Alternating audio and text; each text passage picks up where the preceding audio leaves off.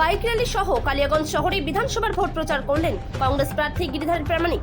সোমবার দুপুরে মহেন্দ্রগঞ্জ নাট মন্দির ময়দান থেকে কংগ্রেস প্রার্থী গিরিধারী প্রামাণিকের বাইক র্যালি শুরু হয়। ফুটখোলা গাড়িতে কংগ্রেস প্রার্থীকে নিয়ে এই ভোট প্রচার bike rally Manmohan school road দিয়ে শিমুলতলা মোড়, শেঠ কলোনি, ভবানী মন্দির, কুনোর মোড় দিয়ে কালিয়াগঞ্জ শহরের অলিগলি পরিক্রমা করে।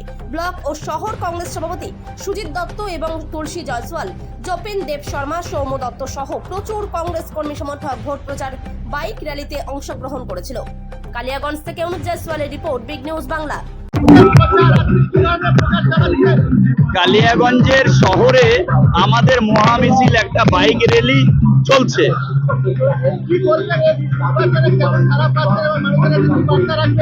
না, মানুষ সাড়া দিচ্ছে। তৃণমূল এবং বিজেপির বিকল্প কংগ্রেসকে তারা গ্রহণ করছে। সেখানে মানুষ সত্যপত্র কংগ্রেসের পক্ষে, তারা কংগ্রেসকে ভোট দিতে হবে। কংগ্রেসের যে ভালো প্রচার সেটাই আমরা সাড়া পাচ্ছি।